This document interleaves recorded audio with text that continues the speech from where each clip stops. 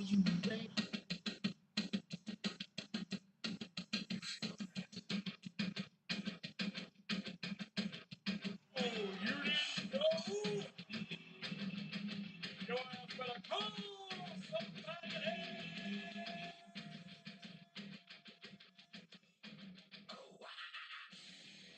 is the Raw Impact Unleashed.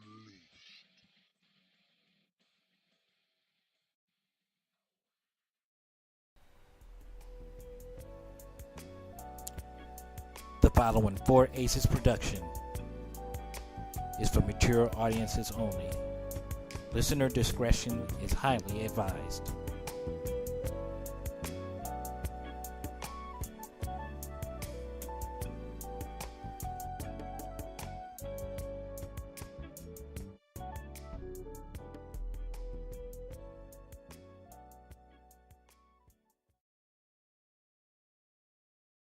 Yo, yo, yo, yo, yo, what's up, y'all? What's Welcome. poppity poppin'? What's poppin'? Poppin' up, poppin'. Popcorn. Pimpin'. Welcome to this week's edition of Raw Impact Unleashed. I am K Double. That's your boy Cole. Well, he's my boy. I don't know if he's your boy, but he's my boy. But that's your I'm everybody's boy, man. Everybody's boy. I'm everybody's boy. Nah, that's my brother from another mother. What can I say? Yeah, man, this week in wrestling has been pretty good. The first thing I kind of wanted to touch on was let's give a huge and big and loud round of applause to one Mr. Roman Reigns, who's going to be making his return, not to the squared circle, not to the ring, but just to come give us an update on where he's at with his leukemia and everything like that. On Monday Night Raw, and I guess he's supposed to be doing Good Morning America the next morning as well, giving an update. So that tells me that Roman's pretty. It should be if they're having him go on media tours like that and having him come to Raw to make speeches. I don't think he's going to be out for too much longer. Nah, I wouldn't expect so, but you never know. You never know. It might just be something, to keep him active in the times in between his treatments, so keep him relevant. Because unfortunately, it's like, you feel a little sick, but then they tell you got cancer, and then the next day it's like your hair fucking falls out. Yeah, you know what I'm saying? like it's that bad. It's like the next day it's like, damn, fuck, what happened to you? It was just yesterday you was told. It was like it just eats you away. So. And that comes with not doing nothing and being lonely and depressed about the situation and all this shit. So getting him out might just be a way of helping him through the treatment a little bit, So, and again, he might be beating that shit. Hopefully he is. I'm not trying to be a stickler or nothing. I'm just saying that that shit. Depression is more of a killer than the cancer is. Right. Well, let's be truthful.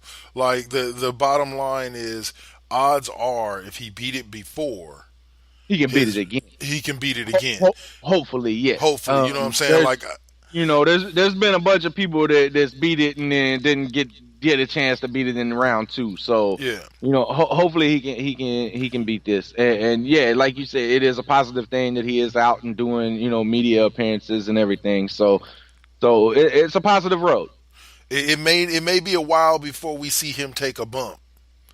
You know what I'm saying? But it shows that he's still out there. And I'm pretty sure, like, from what I've learned of most people with cancer, especially athletes and people of that ilk, is that cancer has a hard time beating them because they have healthier bodies. They take care of their bodies. They go work out. They're eating right. Yeah. You know what I'm saying? Like their body's already strong enough to hold it off and fight it off initially. Yeah.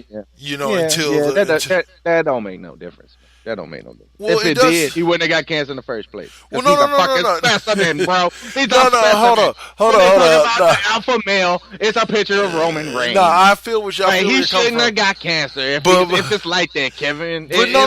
But you're misunderstanding. You're misunderstanding what I'm saying. I'm not saying that. I'm not saying that his microwave. I don't know. Hold on. I'm not saying that he shouldn't get cancer because he's a physical specimen. What I'm saying is that when his body does turn up with cancer, his body is more equipped to fight it than just the average person who doesn't Man, necessarily hell take care of no. The themselves in Twinkies that I way. eat, they can fight anything. Shut the fuck up, motherfucker. My Twinkies and Yoo-Hoos, fuck you, cancer, fuck Because you. I would say, I've because been I would, smoking for 20 plus years, eating Twinkies and Yoo-Hoos, fuck you. I would say that Roman Reigns' body is in a better position to fight off leukemia than my mother, my 73-year-old fought off breast cancer 3 times, barely walking mother. Roman Reigns' body is better equipped to handle cancer and be able to have him live on than my mother's would be. That's basically what my ultimate point is. Is that yeah? Man, my body is more equipped than a 73-year-old mama. Come on, if you go be like, all right, Roman Reigns. I'm showing two versus, extremes. Like Wayne Brady. Somebody that's in okay shape, but he don't be like hitting the gym like Roman Reigns. You know what I'm saying? Okay, like, Michael compared to Coulter. How about that? Don't Roman Reigns and Michael compare Coulter. a 30-year-old man to a 73-year-old woman. Well, it's just showing the even two if she extremes. hasn't fought through cancers and stuff, which praise your mama, praise your strong mama, but. Even if she ain't like a perfectly healthy 73-year-old woman can't be compared to a perfectly healthy 30-year-old person. But needless to say, no. But basically, like I said before, my ultimate point is just that when people take care of their body the way athletes do, I agree with you. You see what I'm saying? Yeah. But prime example. Even though I think that nigga got the cure from somebody because he rich. But Magic Johnson and HIV, like, even with the medicine we had back then, that shit should have killed his ass.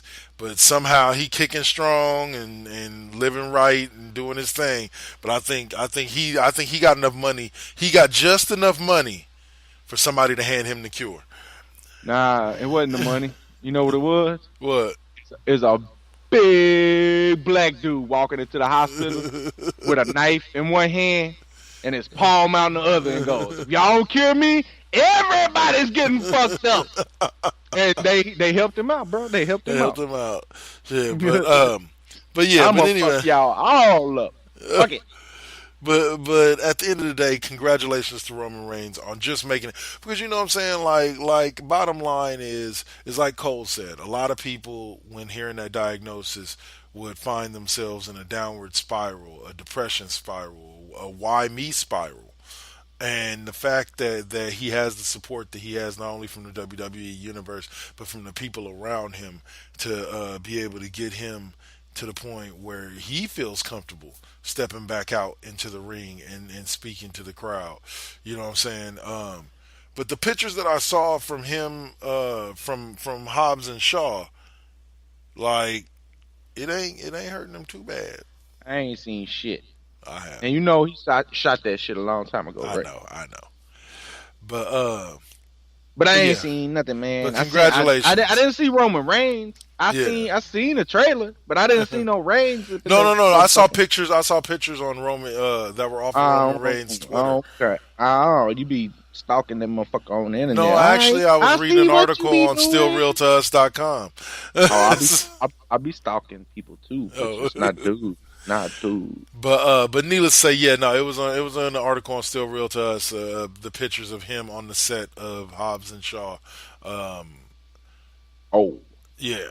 So, but needless to say, yeah, not only congratulations to him, but I was going to transition that into congratulating the beautiful and luscious and delicious Miss. Oh, sorry, she's married. My bad. Sasha Banks. And she ain't gonna be married for long. And Bailey on being the first ever. Well, not first ever. No.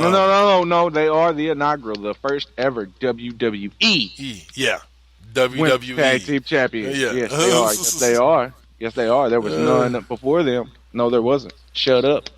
We don't know nothing between 1980 something, nothing. Nope.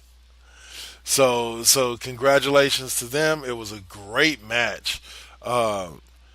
I can definitely say every set of women involved put their heart and soul into it. They wrestled their ass off in that Elimination Chamber. Yeah, they did. It was a really good match. I loved it. And you know what surprised me about the whole thing? What?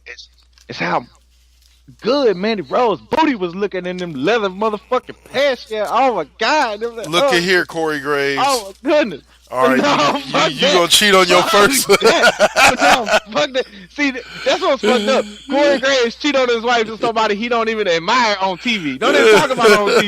You're like, oh god damn it, dance break time. Fuck this shit. Hey, Renee, I hit that. No. I hit it sideways, Renee. I hit it sideways. Look, Corey Graves, that shit. It's funny as hell how obsessive he is about Mandy Rose. Yeah. And I've never been obsessed about Mandy Rose, and I still ain't obsessed about Mandy Rose. I just noticed how her booty was banging. That particular night. I don't know, like if she changed the little cut of her trunks or whatever, but the booty was hanging out, and it was just noticeable. You know what it is, right? Everything looks good in black. That's true. But one thing about that match is, I hate to say it, but Sonya Deville just felt out of place. Yeah. The whole match, she was like, she didn't have her geometry or her telemetry. Yeah, like in place. Right. Yeah. like she didn't know.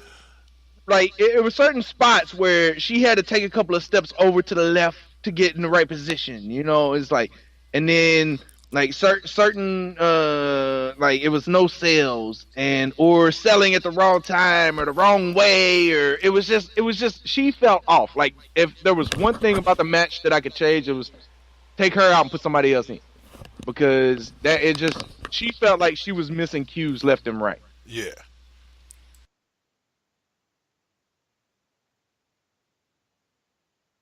Oh shit, go fuck them up, man. Go fuck them up. Make them bite the curb. Make them bite the curb. All right. So yeah, Mandy Rose booty was thick. Oh my god. That was cool. What was really cool though, from Sonya Deville, I had to give her this, was the spear she had. Just out of nowhere, it was really fucking fast and it looked really fucking powerful. So I do have to give her credit for that move. That actually did look like, it looked a little rushed, but it looked really good. Like in slow motion, it looked perfect. But it felt a little rushed. Like I said, she was out of spot, through the whole thing. And I'm sure y'all noticed it too. And if you didn't, go watch it again, and you'll notice it now. That I pointed it out. But other than that, what's up, bro? You gonna fuck him up? You fuck him up? Okay, so we should be good. No, nobody was out there, man. It was all my imagination, I guess. Oh, okay. Paranoid. Yes. That's smoking on that sticky icky paranoid. Smoking on that sticky icky paranoid. Smoking on that sticky icky paranoid. Hey, don't nobody steal that. I just came over with that. That's mine. Y'all leave it alone. This man right here. Sticky purple punch paranoid. Sticky purple punch paranoid. It's the OG Kush paranoid. Oh, somebody's at the door. Paranoid, huh? I'm looking at the window. Do I see anyone? Oh no, paranoid. So, and what was a shocking twist to me at Elimination Chamber, we saw the tag team titles go back home, so to speak. Yeah.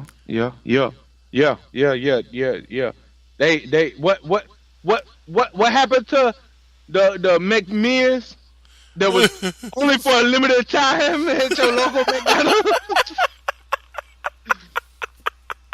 It got locked down. Nah, it got arrested. It got discontinued.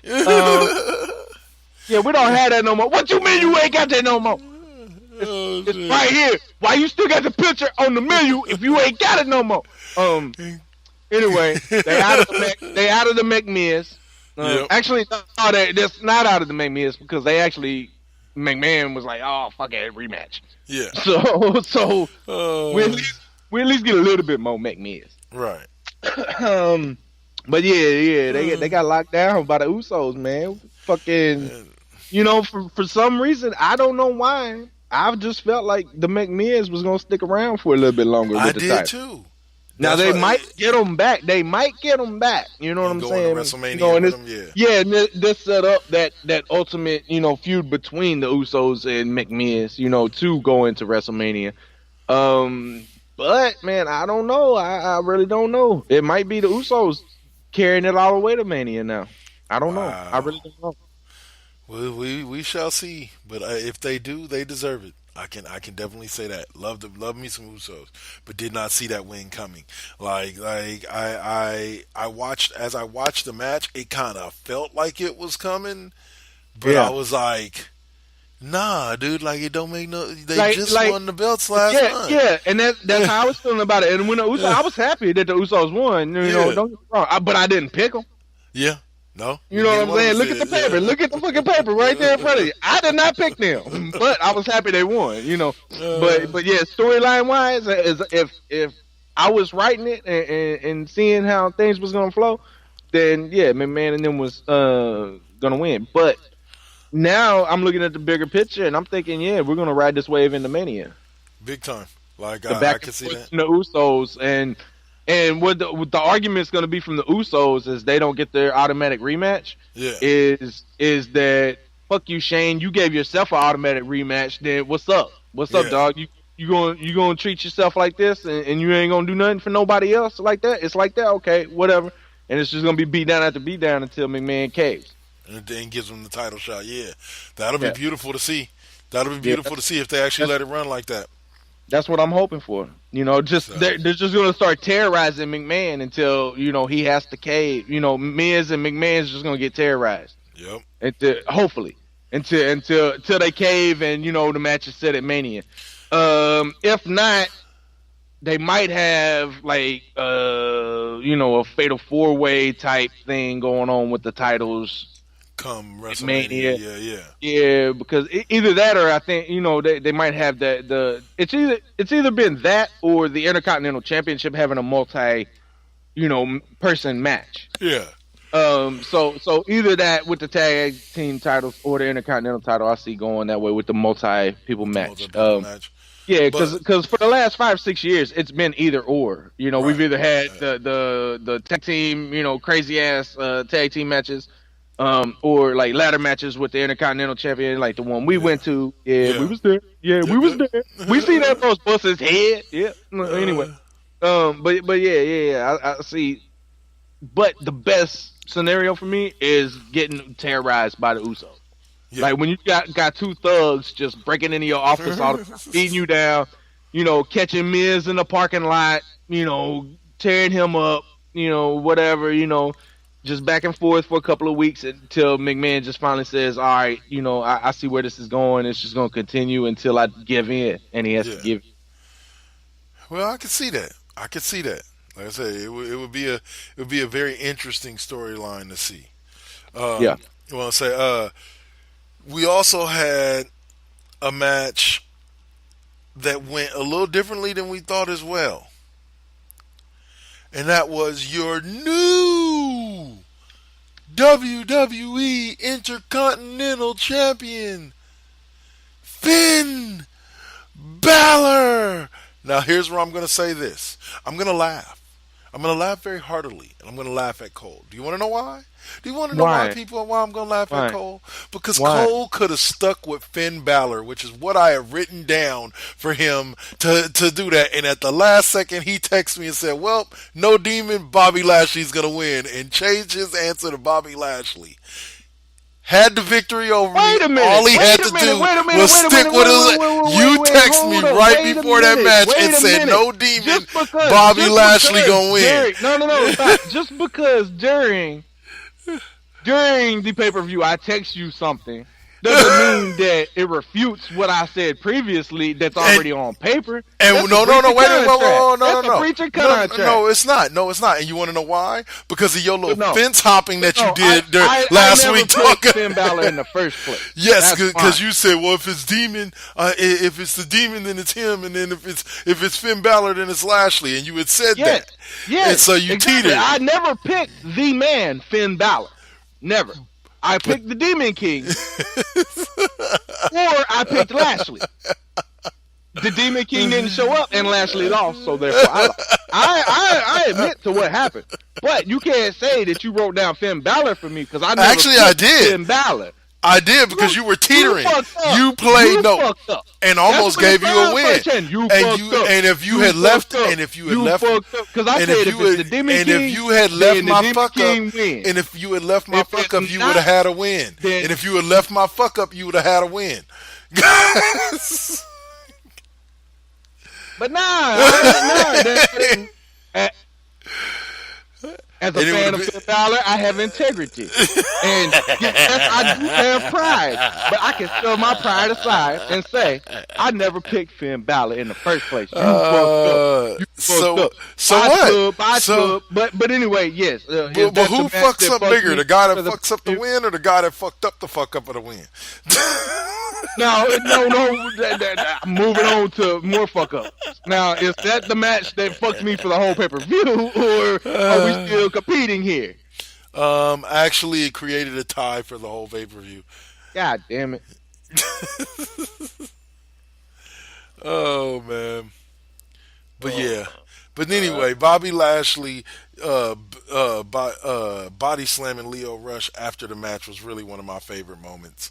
It just was. Yeah, but I thought it was going to be more. You know, just one slam was a wake-up call. Yeah. You know, that's like, little dude, you know, I'm going to throw you into the 8th row. The 8th row. Yeah. And not from outside the ring, but this side, the far side of the ring.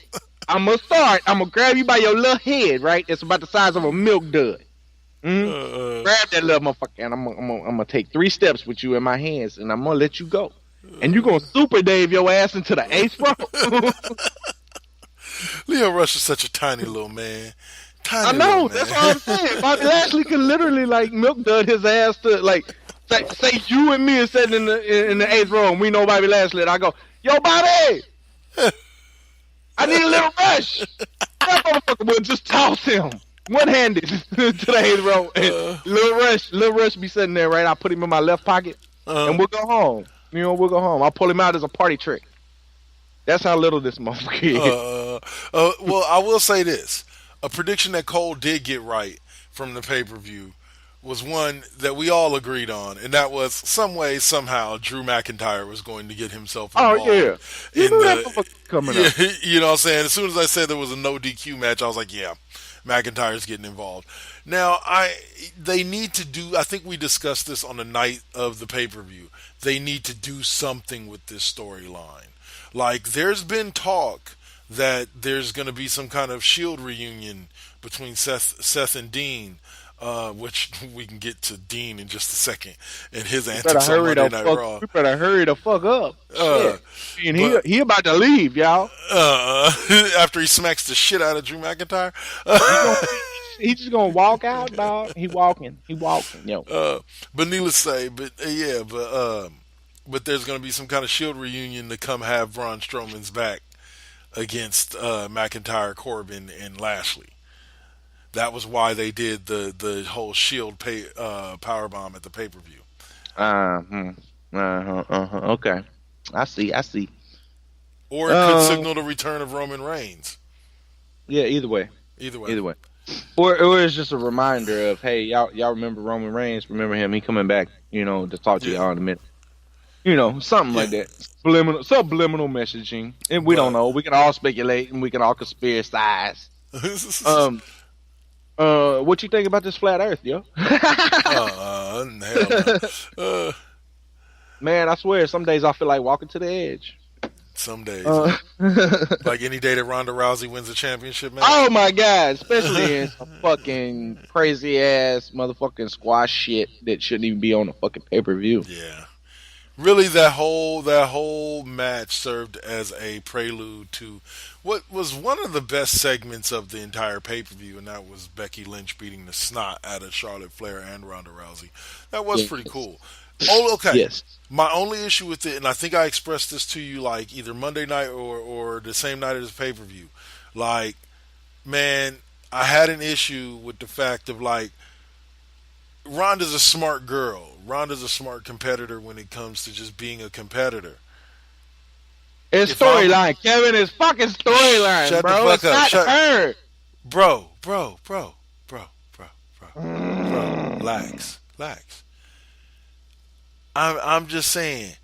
Even in storyline, you're selling me a character that's supposed to be one of the greatest combat vets, or one of the greatest women combatants in any octagon or ring. Is what you're selling me. This person needs to be smart enough to take out Becky Lynch's knee with that damn crutch before she goes to work on Charlotte Flair. Not get distracted by Becky Lynch. Go to work on Blah. I'll deal with you later. Then go to work on Charlotte. That's all I'm asking for. Is I get that this whole thing is supposed to be putting over the man, but she'll have her moment at WrestleMania. Will she? Will she? Yeah, yeah. Will she? Will she though? Like I said, I have a very sneaking suspicion that we're going to see a Daniel Bryan type Yesomania type storyline out of Becky Lynch. She's going to have to wrestle Stephanie to get to the match, to get involved in the match and make it a triple threat between Rousey and Charlotte, and then she's going to get the triple threat victory. Yeah, and at the end she's like, "Oh, I had to go through this and that." Yeah, exactly. And I'm gonna be sitting in my house and be like, "But did you die? But did you die? No. But did you die? No, you did not die." Oh, so hopefully not. Oh yeah, you said that last week. So yeah. Oh, I don't know if you said it on the show last week, but no, I said it to you. I think I said during it the to pay-per-view. you. Yeah, when we were discussing, like after the shit wrapped around. Yeah. I said then. Yeah, I see that happening, and I see that puts her over more than anything. Just like the point that Daniel Bryan was. Yeah. So over to the point that they actually told Batista, "You gonna get the world championship." And then a week later saying, "Oh, sorry, we can't do that for you, bro." Sorry. Does be the reason why he left again. Yes. That was definitely. It wasn't because he had to go shoot a movie. He had a couple of months before he had to leave, and he just walked out on the motherfucking contract. Was like, "Hey, y'all gonna lie to me? Y'all breached it. I'm breaching it." Oh, man. And he's been back since, so it was a mutual breaching then. So. Yes, but yeah, and I see that same hype with Becky. Like everybody loves Becky so much, like that she cannot do any wrong. And when they put her through that gauntlet, so to speak, and she comes out victorious, she's literally gonna be straight fire all over the world in the wrestling world. If not, going into doing more movies. I mean, she killed The Miz. In the last Marine movie. What was it? 6, 7, 8, 9, 10? Whatever it is. I haven't watched any of them, so. Well, I had to, man. I had to. I wanted to see if Becky Lynch could hold her own as an actress, not just superstar and shit. And plus, Shawn Michaels was in there, and I was like, man, I got to see if this motherfucker can act. But it was alright. It was alright. Yeah, but Becky Lynch held her own, and yeah, I actually liked the movie. And as I was watching it, I was like, the best thing that could happen in this movie, I don't care if I'm spoiling it for anybody. Yeah. And if you haven't watched it by now, you probably ain't. Mm-hmm. So anyway, I'm like about 40 minutes in, and I'm like, the best thing that can happen for this movie is for Becky Lynch's character to kill The Miz. And she fucking did it, bro. What? She killed the fucking Miz. The Marine got killed. Good. She killed him. So it was badass too, man. Hopefully it's the final Marine movie. If she did that, then she's got all my respect. If she killed off the damn Marine, how's it gonna be the final Marine movie when there's been 3 different Marines? There's gonna be another Marine movie because there's more Marines than just 3. No, the man put the bullet in the final Marine because she's the one that did it. It's done. It's over. It was actually a knife to the heart, but yeah, it was a badass scene, man. When she threw a knife and it just went straight to the motherfucker's heart. It was out of nowhere, bro. It was like Randy Orton showed up for a minute. Oh, speaking of him. Anyway, let's take a quick commercial break and we'll get to that main event, the WWE Championship Elimination Chamber match, which was off the hook and really had a surprising star, not to us, but to a lot of the WWE universe that came out of it. So you're listening to the Raw Impact Unleashed. right here on Spreaker.com, Voices Presents Radio. Also on iHeart, Spotify, and if you're on Mars, you're listening to us on M2. Hey, listener, Dutch What here is from it? Voice from the Underground, the podcast. My co-host and I want to invite you to check out our little corner of the podcast verse. At Voice from the Underground, we talk about all the crazy happening around us and try to make a little bit of sense out of the nonsense with little to no results. If the idea of hearing three semi-intelligent, outspoken nerds talk about politics, social issues, current events, sports, movies, pretty much anything that we decide to talk about because, well, it's our show, appeals to you, grab your shovel and come on down to the underground, and then consult a qualified psychotherapist. Find us wherever you get your podcasts, just not where you buy your weed. Voice from the underground.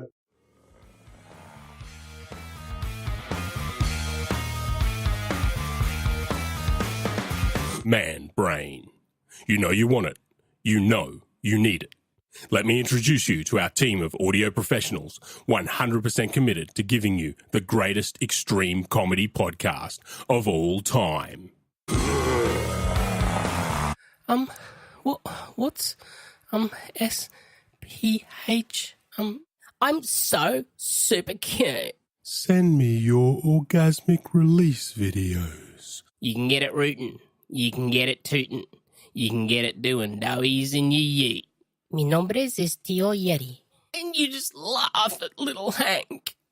I ain't gonna pretend I's fresh, but looks like you might like that.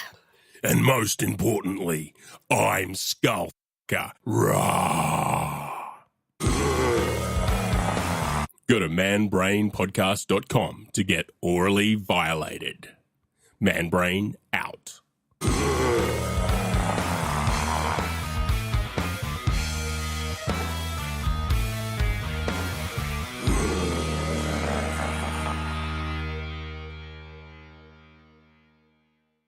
So, what's up? Steve Fingerstyles here, the host of the podcast, spelled DA, of course. Tune in each and every week to hear what pisses me off, what angers me, what I make fun of, and of course, my crazy rants. I also have incompetent co-hosts, cool guests, and a silent producer that sucks. So what more do you need from a podcast? You can listen on Apple Podcasts, Stitcher, TuneIn, SoundCloud, and the Pod Bros Network. Peace.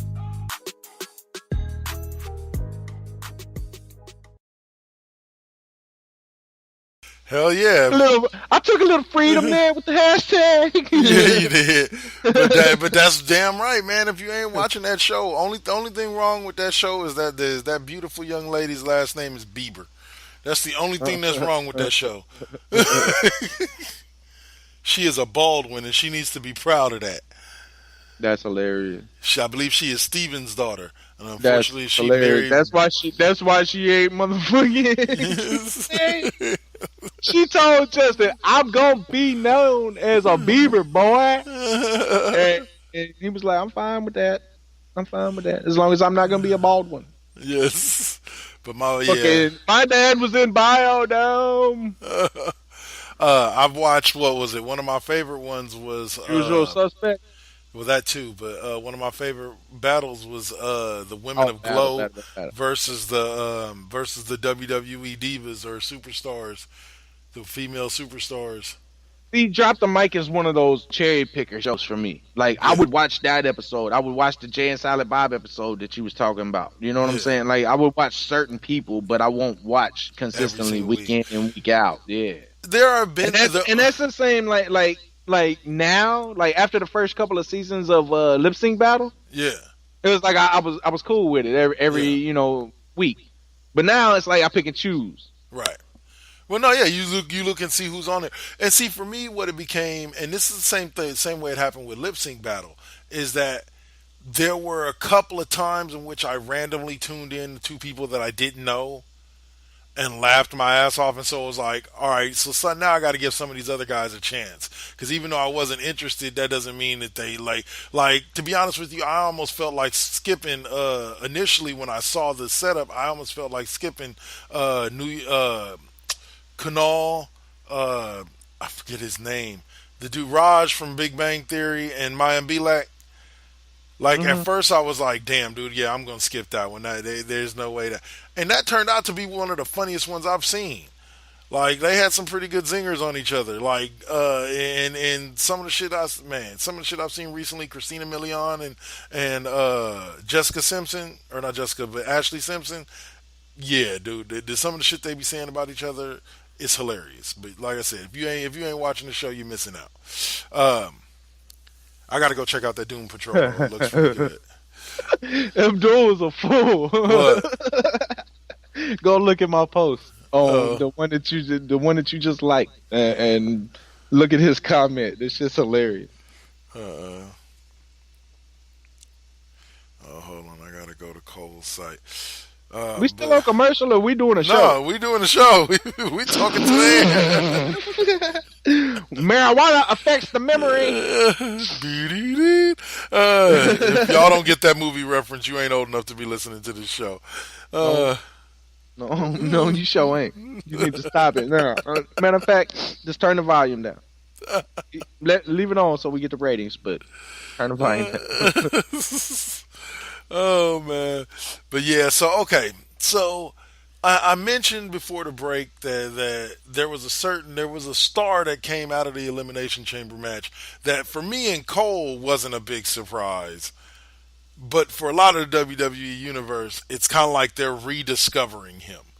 Like Kofi Kingston has been one of the best athletes in a WWE ring pretty much his entire 11-year career. And me and Cole have been doing this show for what? Since 5-6 years. And been talking about, for half his career, and been talking about how Kofi deserves to be in the main event and in the spotlight since this show went on the air. And yep.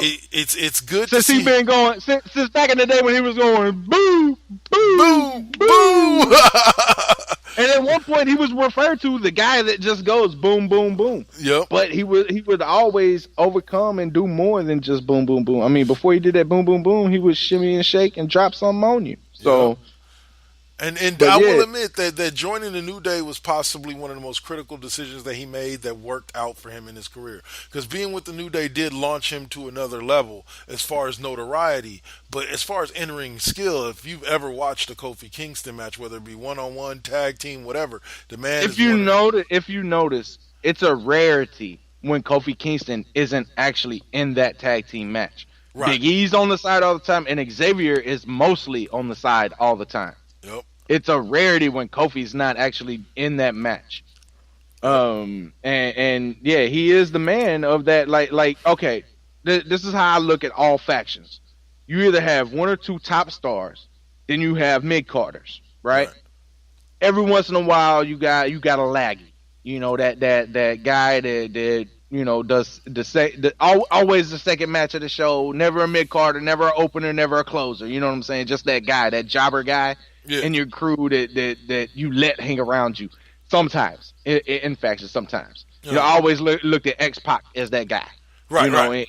In EX he was and in NWO for that matter. X-Pac was that guy.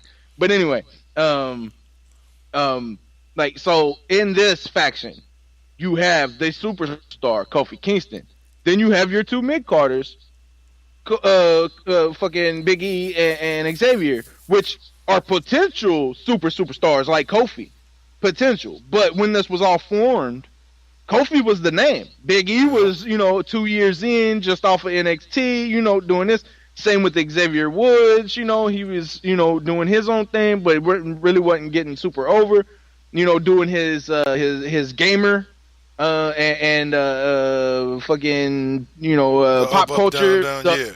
The pop culture theme to his wrestling, like he would do fucking Power Ranger shit and different shit like that. So he referenced his moves to that, and that was good and over in NXT, but when he came to WWE, it wasn't over as much. Right. So, but when they combined it, and then you have Kofi as the leader of this, that that known man, he's been here 7 years. You know what I'm saying? So that known man brings this together, and then they get to do what they want to do, and they succeed in doing that. You know what I'm saying? Because when it started out, we was all like, it's a gospel thing.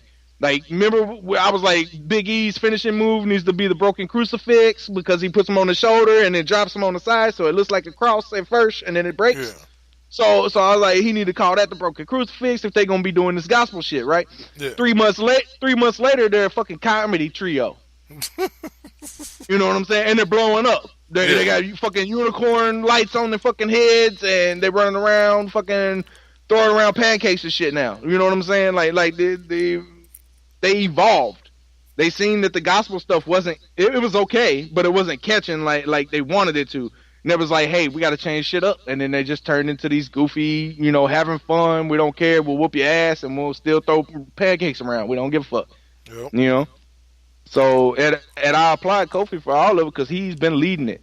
And, I do give, Xavier and Big E their credit. Oh, they played their roles for sure. Like each member of the New Day has played their role, but Kofi has been that mentor, that how do you not mentor, but that veteran presence in any trio or any group that you need to kind of stabilize things. And he got his shot and showed exactly how much of a badass he is in that gauntlet match, and then followed that up with a performance at Elimination Chamber. That like I said, there were times in which I honestly had a thought that, is this Kofi's night? Like, man, really? Me too, bro. Like I literally got some goosebumps. Yep. In the middle of the last 5 minutes of that match, I was on the edge of my seat, paying full attention, phone down, laptop closed, fucking eyeballs on the thing, had goosebumps because Kofi's fucking. It wasn't even Kofi that was doing it. It was the crowd pushing Kofi. It was just that crowd was so into Kofi getting over, and it was just like, Kofi, man, I've been with you since day one, bro. and if this ain't the night, it ain't never gonna happen. Damn. And it kind of felt like that. That's just the way I felt at that moment. That last 5 minutes of the match was like, I had goosebumps, and I was like, this has got to be the fucking night. This is the moon landing. This is motherfucking. This is all of it wrapped in one. This motherfucking Avengers Endgame coming out, bro. This is it. You know what I'm saying? Kofi, this is the culmination, and you deserve this. Just like everybody's screaming right now.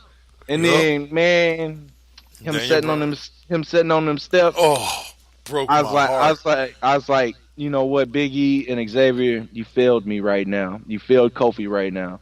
Yeah. You should have had a blunt and an ice cold fucking cerveza for that motherfucker. As soon as he sat on them steps, his right hand should have been fucking smoking and his left hand should have been ice fucking cold, bro.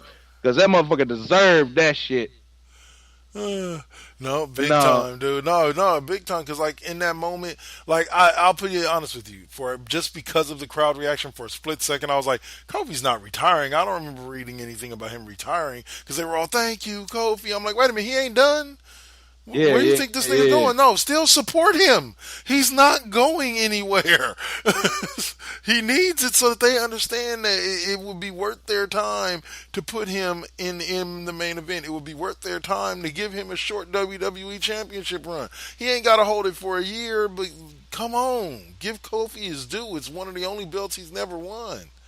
Yeah. This right here, you know what I want? You know what I want out of this more than anything in the world? For this to lead up to Kofi Kingston having a WrestleMania moment of winning the WWE Championship. And at this moment, Daniel Bryan doesn't have a contender, but who knows? It may be a best of three because we're getting round 2 at Fastlane. That was announced on Tuesday that we're getting round 2 at Fastlane of one-on-one Daniel Bryan versus Kofi Kingston. Yeah, I seen something the other day that said it was going to be Kevin Owens going after the WWE Championship at Mania. That would be okay, but I don't want to see that. It's just a rumor that I seen. I know. So don't take any speculation or any truth behind it. But I would rather see Kofi go and do it. And you know what? He would be the first true African American to hold the belt. Full-blooded, not The Rock that, half Samoan, half black, like true. Like Ron Simmons, first world heavyweight champion in WCW, like because he's a real African American, not half, not this, not that. I'm a mutt. I don't know what true I can be. You know what I'm saying? Like I got so much shit. Like I can't claim nothing and really claim it. So, Kofi Kingston deserves that. Yeah, he deserves that recognition. Does. He deserves that title, and he deserves a decent run with it, not a Jinder Mahal run. Right. Not a Black History Month run. Right. But yeah, I would definitely love to see that. But one last subject I wanted to get to before we jump onto them indie circuits. So, you know, there was a rumor going around that Ricochet, Gargano, Ciampa, and Aleister Black were all backstage at Raw. And at certain points during Raw, all Aleister Black, Gargano, and Ciampa and Ricochet all made their main roster debuts. Yeah, well, Triple H came out in the first 5 seconds and said, "Hey, fucking Aleister Black, Ricochet, these other motherfuckers is here, and you're gonna see them in action tonight." What did you expect? He told you exactly what the fuck was going to happen. No, actually, I was just talking about the fact that I read on the Dirt pages like earlier that day. I was like, "Oh my God, these 4 are backstage at Raw. What do you think is gonna happen?" And then, like you said, Triple H comes out in the first 5 minutes, and he's like, they're gonna compete. This is what's gonna happen." Just because EC3, Lacey Evans, and what was it, the War Machine or War Raiders or Heavy Machinery. Heavy Machinery. Yeah. Yeah, all of them, just because they were backstage the last few weeks and didn't come out on TV didn't mean they didn't have no dark matches, fuckers. True. Like, but Lacey Evans is killing me, dog. Like, this shit, the other night, the other night when these motherfuckers, when these motherfuckers Heavy Machinery came out, and she came out, and Heavy Machinery came out, all I was sitting on my couch yelling, if my neighbors had their window open, they would have been like, this motherfucker needs a hospital. Because I was sitting here, literally, as I text you, I was yelling, Pretty Lady! Pretty Lady! Pretty Lady! My shit was loud, bro. I was laughing and yelling. Pretty Lady! And then they went stomping down and turned around and walked. They did the bushwhackers, bro. They was bushwhacking up and down the motherfucking ramp. Oh, that was a great lick moment. his head. Please don't lick his head. God forbid, not his armpit. But what I did love about the way that they debuted all those guys, well, I love what they're doing with these guys is they're kind of slowly introducing them to the WWE audience, like week by week, continuing to give them more and more. But I liked with the Ricochet, like the Ricochet Finn Balor match, like I text you, shit, I'll take that all day as a tag team. Yeah, dude, those two, the shit they could pull off as a tag team, oh, give it to me all day. Love it. Yeah. But it really was Ricochet's moment to shine. Like that match was really his moment to shine. Just like Gargano or DIY. I'm just gonna start calling them their old tag team name. DIY got the win over the current Raw tag team champions. That was surprising to me. Like I figured like they would have sacrificed a different. Maybe it's because Gargano and Ciampa are both champs that they did it like that. But they didn't they have on them top of the game. Just because it's NXT don't mean they ain't on top. You know what I'm saying? But they didn't make them face off against the SmackDown tag team champions. You see what I'm saying? Like that's where I was just like, okay. No, but come on, man. Cream cheese. These motherfuckers, they good. They really good. Cream cheese, they multi-tag team. That's their name. Cream cheese. Cheese. If you don't know who the fuck I'm talking about, you can just stop watching wrestling right now. Oh man. But I don't know, man. I don't know. Like I said, I liked all the debuts. Aleister Black had a pretty solid debut with the win over Andrade on SmackDown, and who did he beat on Raw? I forgot. Was it Dean Ambrose?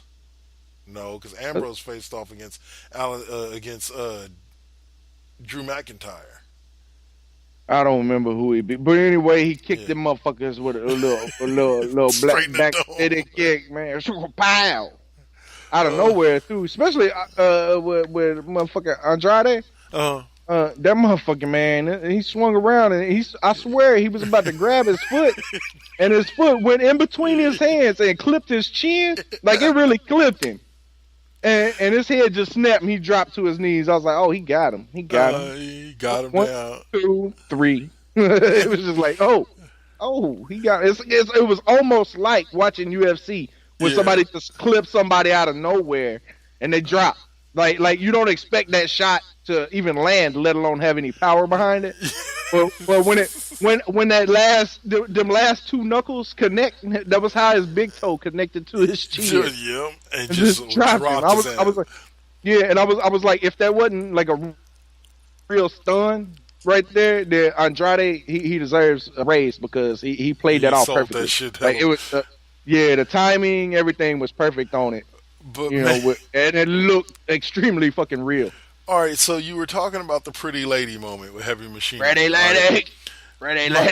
One of my favorite moments from Raw this week was when Ambrose walks up to Seth Rollins after his match. He's like, so where were you out there? And Rollins is like, what the fuck are you talking about, bro? He ain't even friends. We ain't even been like last time we seen each other. We was trying to kill each other, bro. Like, are we over that now? Like, I didn't get the memo. Like, did you get when the fuck did we get ice cream together? Like, when we cool like that? It really was. Did you get ice cream? I didn't get no ice cream, bro. I had to pause Raw at that moment. Live TV pause Raw because I was laughing so hard. I didn't want to miss anything more because I was like, the look on Seth Rollins' face, like, this what nigga. What the fuck are you talking about? The fuck? Where the fuck was? Who the fuck? It just. What? It literally all the W's went through his head. Who? What? When? Where? Why? Why? Who? What? Huh? And then it all ended with a huh. And that confused him even more. You're like, what? Where? When? Why? Huh? What do you mean? Where I was? Huh? And then Dean Ambrose just walks away. Yeah. He does. Fine. We'll see when you need help, fucker. So we was cool-ish. We've been down since day one. Ish. Thank you very much, Dean Ambrose, for my laugh of the week because that. All right, no. You got your laugh of the week. Well, I got my badass moment of the week. All right. The motherfucker walk up. All right, here, let me paint the picture. Style. Jinder Mahal complaining to the big brass. Drew McIntyre. No, Drew McIntyre. Why did I say Jinder Mahal? Because I don't want him. Why? Get out of my subconscious, you fucker. Okay. Only because I mentioned him earlier where I don't want Kofi to have a run like him. Yeah. That's it. That's the only reason why I said that, motherfucker. Anyway, Drew McIntyre sitting there complaining to the brass. I want Seth Rollins. Dean Ambrose walk up out of nowhere. Schmack! Right to the dome. Right to the face. Just slap the shit out of him. Walk off. That's here. You can have this. Schmack. Basically, Dean Ambrose walked up to him and said, hey, Drew McIntyre, what did Five Fingers say to your face? Schmack! And then walked off. Motherfucking big brass, Triple H sitting there. It's like, you still want that match? He's like, change the match! I want Ambrose. No, it was hilarious though. He's right because Drew McIntyre is sitting there bitching about how he wants Seth Rollins in the ring, and he's like, Dean Ambrose just walks in, looks at him. You ain't doing nothing. I ain't doing nothing. How about you fight me? And then McIntyre's just sitting there looking at him, and Dean Ambrose just smacks him. It just smacks him. It just walks off, shrugs his shoulders, and walks off. I was just like. No, my favorite thing was like after that was the badass moment. But the funniest moment in it was motherfucker like, so you still want me to make that match? You still want Seth in that match? Rollins? Yeah, you still want Seth Rollins in that match? Nah, motherfucker, I want the motherfucker to just lift his handprint on my face. Change the damn match. Change the match. I want the lunatic. I'm the psychopath. I want the lunatic. Arr.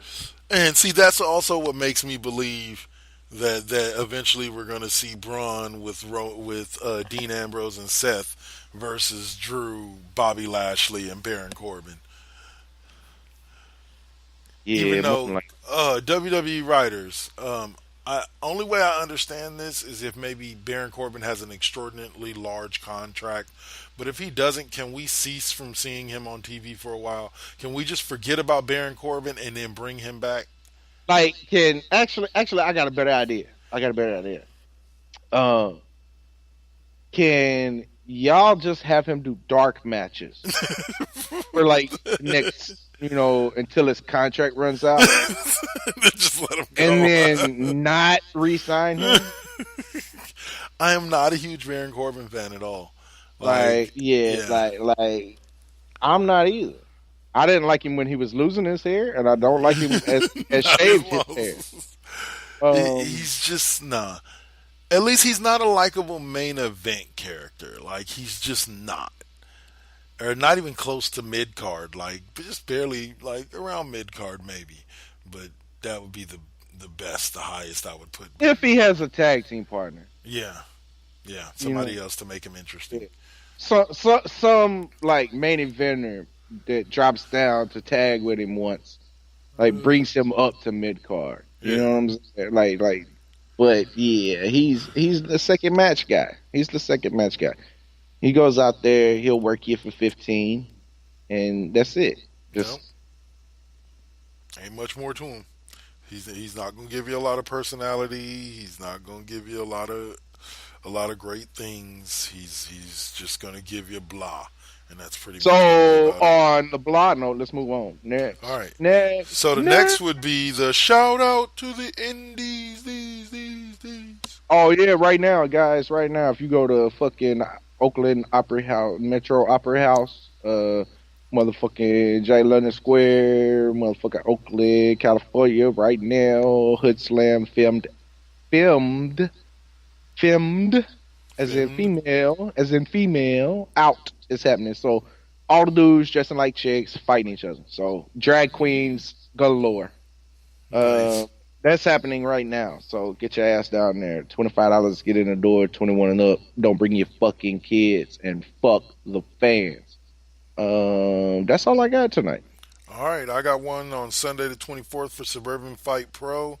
It's in Los Angeles at the Hi Hat Arena. It says it's got a singles matches between Darby Allin and Jungle Boy, Douglas James and Jake Atlas, Koto Hiro and Super Panda versus the Rock Ness Monsters, Johnny Yuma and Kevin Martinson. And then a singles match between Heather Monroe and Priscilla Kelly.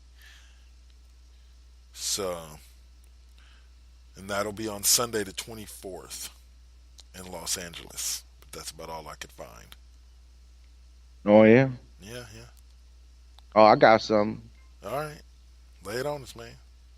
I got sunshine. Hit me with your best shot. No. On a cloudy day. No, I ain't got nothing else, bro.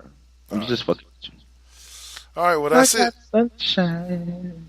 Okay. On a Cool. cloudy day. Well, I think I might do my 90th episode tomorrow morning. All right, so look out for that, y'all. 90th episode, possibly tomorrow morning. I'm doing Planet my of Gold. Planet of Gold, bro. I'm Planet doing of Gold. my 54th episode of the Classroom next. Right, but shortly after we get off air, I'm going to be talking some March Madness, some MLB spring training, and my thoughts on LeBron having to activate himself for the Lakers to make the playoffs. So that'll be coming up shortly after we go off air. He got some activator? I Oh, guess man, so. they motherfucking couches is going to get fucked up. Yep. If y'all Watch out with that don't Jerry get it, if y'all don't get it, then y'all too young to be listening to the show. Exactly. Cole got it. So, all right, y'all. That's it for us for right now. Come check us out next week. Check out Cole hopefully tomorrow morning, Mr. Deacon tomorrow night, me coming up next. This weekend is a huge interview with the Loonies for Now versus Then, so be sure to tune into that on Sunday night, as well as Lip Gloss and Mike's and Brick earlier in the day on Sunday. Dirty Talk 101 on Monday night, and then Kings and Queens of Porn on Tuesday night. So those should all be coming up in the next week or so, and then you can join us back here on Friday night next week, as we'll be talking Fastlane, because I believe Fastlane is next week on Sunday, ain't it? It's within 2 weeks. It's close. It's Yeah. close. I don't know the So- exact date, but it's definitely close. So keep listening in for our talk about Fastlane, AEW. There should be some more info about AEW. They've kind of quieted down for a little bit here, so that should be coming up in the next couple of weeks. And yeah, that's it. Yep. Right Any on last time. words for the people? Everybody, be good to each other. Be nice to each other. Don't text and drive. Don't drink and drive. And y'all take it easy. And that's it for us here at the Sanctuary, right here at Forest Studios. Y'all have a great night. Peace. Peace.